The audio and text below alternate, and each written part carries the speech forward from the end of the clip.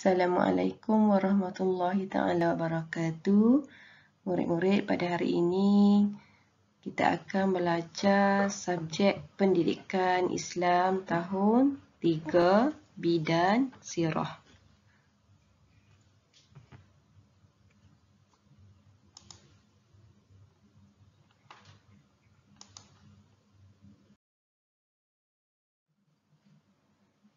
Baiklah, tajuk kecil pada hari ini Bidan Sirah ialah Wahyu Teragun. Jadi pada hari ini bersama-sama Ustazah Mariani binti Husin yang akan mengajar anak-anak semua pendidikan Islam.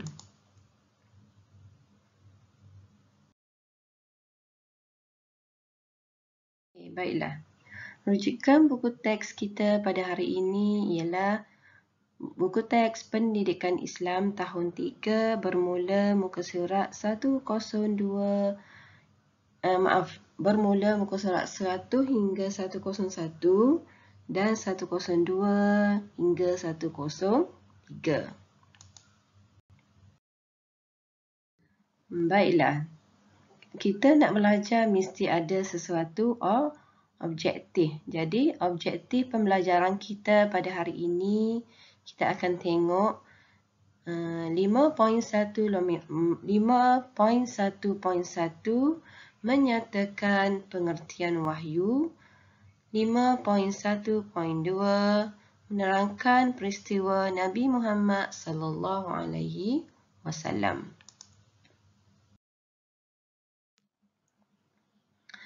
Baiklah, kita tengok pengertian wahyu. Apakah yang dikatakan dengan pengertian wahyu?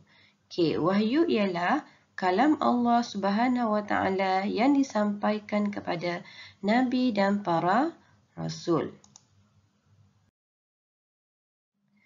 Penurunan wahyu yang pertama berlaku di Gua Hira, iaitu pada 17 Ramadan, iaitu pada bulan puasa.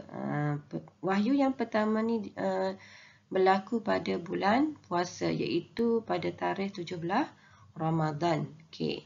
Malaikat pembawa wahyu ialah malaikat Jibril alaihi salam.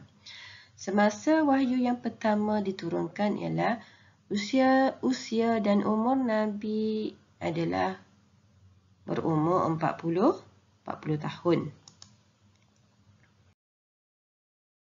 Baiklah, kita tengok peristiwa penurunan wahyu yang pertama. Okey.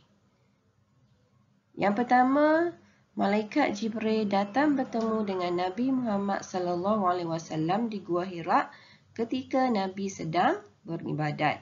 Okey, yang kedua, Jibril meminta Nabi Muhammad sallallahu alaihi wasallam membaca, tetapi Nabi tidak boleh membaca. Malaikat Jibril menyuruh Nabi menyebut Iqra, tapi semasa tu Nabi tidak tahu membaca. Okey, lalu Jibril memeluk dan meminta baginda membaca lagi. Setelah beberapa kali Jibril menyuruh dan peluk Nabi, menyuruh Nabi membaca, jadi Nabi tetap juga tidak boleh. Tapi lama-lama tu Jibril memeluk kuat-kuat, jadi akhirnya Nabi Muhammad sallallahu alaihi wasallam boleh menyebut Iqra. Okey. Yang keempat, baginda memberi jawapan yang sama. Okey, jawapan yang sama. Nabi kata tak boleh baca. Yang kelima, selepas 3 kali meminta baginda membaca dan memeluknya, Jibril mengajar Nabi Muhammad. Dan akhir sekali, Nabi diajar membaca ayat 1 hingga 5 daripada surah Al-Alaq, iaitu surah Al-Alaq yang berbunyi Iqra bismi rabbikal ladzi khalaq. Okey.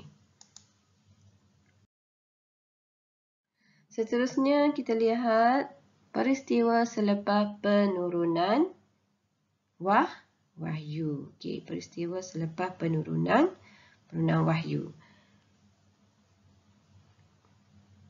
Baginda pula menemui isterinya Khadijah dalam keadaan ketakutan. Okey.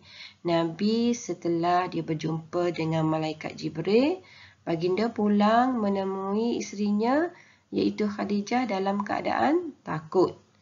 Saidina Khadijah menyelimutkan dan menenangkan baginda. Dalam keadaan Nabi ketakutan tu, isterinya Khadijah menyelimutkan Nabi dan cuba tenangkan Nabi. Sebab Nabi semasa tu dalam keadaan ketakutan. Okey.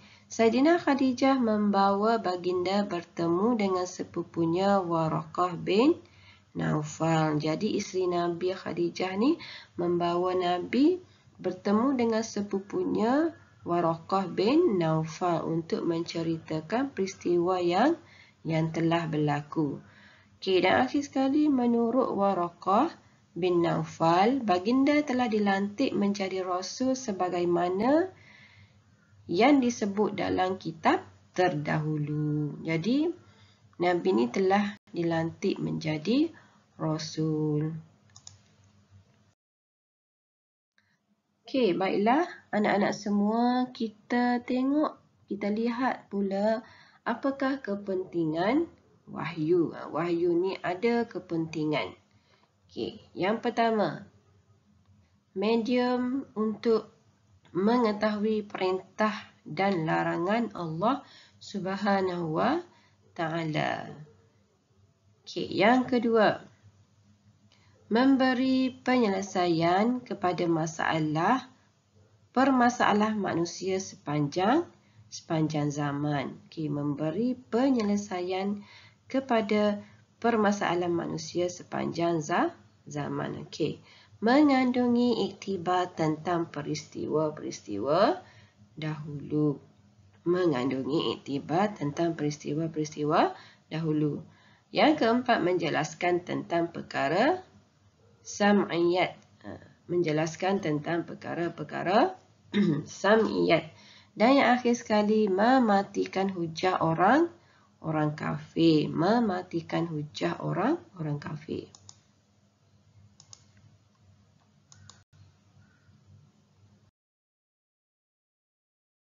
Okey, baiklah kita akan tengok iktibar peristiwa penurunan wahyu yang pertama. Okey. Yang pertama, Al-Quran ialah wahyu yang diturunkan kepada Nabi Muhammad sallallahu alaihi wasallam. Yang kedua, Nabi Muhammad gigih mendaki Bukit Jabal Nur untuk ke Gua Hira.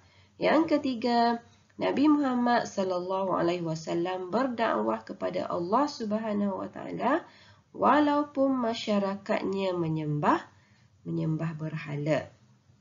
Yang keempat, wahyu yang pertama ialah Iqra, iaitu bacalah. Dan juga surah Al-Alaq tu merupakan surah wahyu yang pertama diturunkan kepada Nabi Muhammad sallallahu alaihi wasallam. Okey, baiklah anak-anak semua, Ustazah harap apa yang Ustazah ajar dan Ustazah ajar pada hari ini, anak-anak boleh faham jalan cerita yang berkaitan dengan wahyu teragung, iaitu penurunan wahyu yang pertama. Okey, baiklah murid-murid. Assalamualaikum warahmatullahi taala wabarakatuh. Sekian, terima kasih.